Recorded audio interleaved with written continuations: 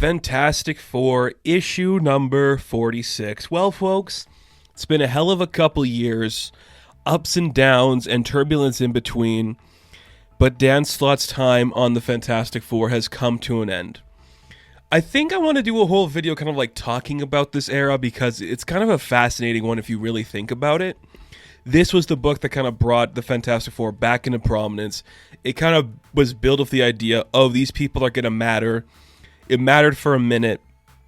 They got Renegade to the sidelines right away. And then as the story went on, I think Dan Slott lost a lot of his momentum. And ultimately, for the capper of his Fantastic Four stuff, it's a simple story. And I don't have any problems of a simple story being your capper.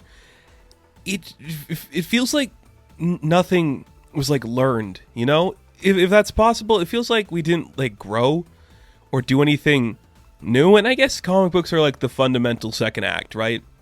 They can never actually like learn the lesson fully. All we did was like add a bunch of new kids to the cast. That's kind of it. But let's get into the book, okay? We open up in the North Atlantic, and right away we are introduced to Reed Richards' half-sister, Joanna Jeffers, and I'll be honest, I don't know how to put this in the right way. It isn't a well-written character. She is very much a Dan Slott strong female character type that isn't She-Hulk, where there is the push to make her something she isn't yet. And this isn't me trying to criticize Joanna as this thing, but she is just already aware of every situation going on. That's the thing we're seeing here. So her crew's like, we lost the moon for a bit, now it's back, the tides are going to be screwed up. But oh no, Reed shows up, and she knows who he is. Like, she's not like lost on any of this stuff. She's like, well, it took you long enough. I was just expecting to get here sooner to talk about me. So what do you want? He's like, well, I'd love to talk to you about something. And they get on his ship and they go away for a bit. She gets to meet the family, and it's a nice introduction to the family. Everybody just sculpting, and you just see Ben's asleep with some cats on him. Very fun. Very cute. Cafu, again, a talented artist. I like his work. Very fun to see it. And Joanna she doesn't care. She doesn't really have any interest. As they're just starting to talk to everybody, the overseer shows up because, you know, they have to go to the Spire because guess what, folks? We're going to fix Johnny. And that lasted longer than I expected. So I remember the first issue of like the Bride of Doom storyline where Johnny kind of got into this situation. That was, I think, 13 issues ago, around that. So that's a full year of story, pretty much, that Johnny was like this. And honestly, it feels like we just got him back pretty quick, you know?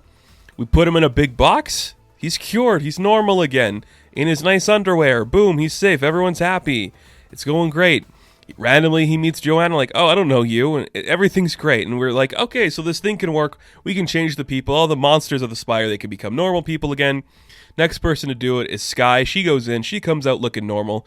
Johnny gives her the soulmate bracelet and is like, here, you use the Citadel because they're soul-bound. And Johnny's like, we're still soulmates, but this is probably what's best for her because I'm a terrible bloke. And the thing is, you can feel Slott was really like trying to get Johnny over that hurdle where he's going to learn. That's kind of been his arc this entire run. He's getting over that hurdle because everybody else is kind of in a new headspace. Ben got married. Sue and Reed are obviously in their own thing. Everybody else is a kid. Johnny was still like the eternal playboy. And it feels like he didn't get over that hurdle the way he should have to be accepting of who he is now. It feels like he's just perpetually stuck as the young guy. That kind of sucks. What happens next is, well, we just leave the Spire. We're going to go on like a trip to the Elsewhen, and we're going to meet the other kids of Nathaniel Richards. There's Huntara, and there's the War Marshal. Cool characters. I would read this book. But it's also this thing where I'm like, man, we are diving way too deep into the entirety of the Nathaniel Richards character. I feel like doing too much to Nathaniel Richards like defeats the purpose of him, where he should just kind of be like the existing thing that you kind of know about, and then here's every other thing he did wrong. You know, your She-Ra and your cowboy, and then Mr. Fantastic and the other girl that is just a normal woman who is the outlier. It's weird. So they go look at like the Beyond Space that they created in the Reckoning War, which is a book I've covered. If you want to hear my Reckoning War thoughts, you can check it out there. And it's like, wow, look how beautiful it is. And Reed's like, do you want to be part of our family? She's like, no, just take me home. This is crazy. I don't like this. And as they're on their way home, they are hit by the Psycho Man. They go into the subatomic universe, and they just have a huge fight. And you just see, like, I like this page, I think, more than any other in the book, where from Joanna's perspective, and she's looking up at everybody attacking the Psycho Man in, like, their different powers, and it looks really fun. And then we see Reed's like, I hate you, I hate all of them, I hate all these people, and I hate myself. Why wouldn't he have stayed if he loved me? And you just see John's like, shut up, you're his favorite. He loves you more than any of us because you're the celebrity, Mr. Fantastic. Look at you, you're so perfect. And they kind of bond over their hatred of the dad. And is it relatable? Yeah, but it doesn't play off like a story I want Reed to go through, if that makes sense. I feel like Reed shouldn't be defined by his extended family. I feel like if you want to get more in depth on like the Storms or the Grimms, there is something to explore there than just like, this is just kind of like a personal thing, but I think just like Reed being too involved in like the actual cosmos of the universe plays against how his character should be as the one observing it and studying it and then forming it in his own way, as opposed to like some grand cosmic scale, he's the important thing. And doing all this stuff with Nathaniel kind of takes away from that energy, where suddenly Reed is supposed to be who he is. He doesn't just become this for some random coincidence, and I don't like that. So Johnny doesn't learn his lesson. He's flirting with the princess of the micro realm, and we find out, look, it's Owen Reese, the Molecule Man's here. When was the last time we saw him? I don't remember if did he show up in earlier issues of the book? I can't remember. Did we lose him in Secret? I can't remember the last time we saw him, but he's here now. And he's like, thanks, guys. You just freed me. I guess I could revert you back to normal. Here you go. Good luck, everybody. And there you go. Everything's hunky-dory. But you see that, maybe Joanna does want to stay a part of this. But maybe Reed would like to go on an adventure in her world. And guess what? They're going to explore the depths of the ocean and some equipment and stuff. And cool family fun. Yep. It's cool. It's fine. Like, yeah, okay. And that's where it ends. Yeah, and then we got a tie-in for Axe Judgment Day coming up because there's the one group that's not involved in it. Yeah, okay. It's over, and it kind of just ends like, yeah, it's done. There you go. She likes them. She didn't. She likes them again. And it's like, hey, cool, fun. I'm trying not to criticize this book too much. It really writes like Dan Slott was already on to Spider-Man, if that makes sense, where it's like, okay, he's got to tie up these loose ends pretty quickly, and then we got Edge of the Spider-Verse. So yeah, there you go. Everything's fine. We don't have to worry about like the Spire or like the Unparalleled anymore. If somebody wants to write them, they can.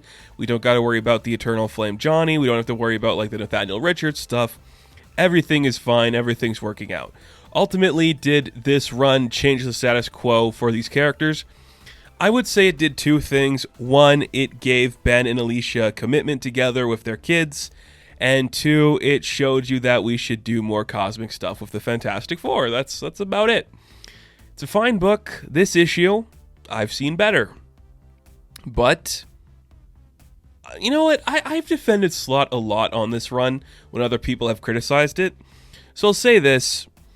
I'm kind of sad this is how it went out, where it's like, hey, Reed's not acting how I think he should, and Johnny's didn't learn his lesson, which I guess makes sense for his character, but I don't know. Just kind of sad. I wonder what the next big thing is that they're going to have Slott do, though, because Edge of Spider-Verse is only a mini-series, and then he's doing a Doctor Who special. I'm curious to see where his career is going to go, because I don't hate Dan Slott like some people do. I respect him.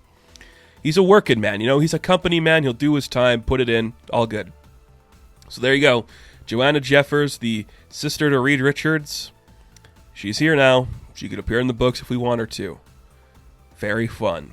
So, Fantastic Four, issue 46, I am going to give a 5 out of 10.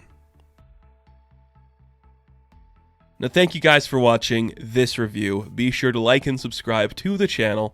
As always, you can check me out on Instagram, TikTok, and Twitter. And as always, I will catch you in the next one. Have fun. Stay safe. Good luck.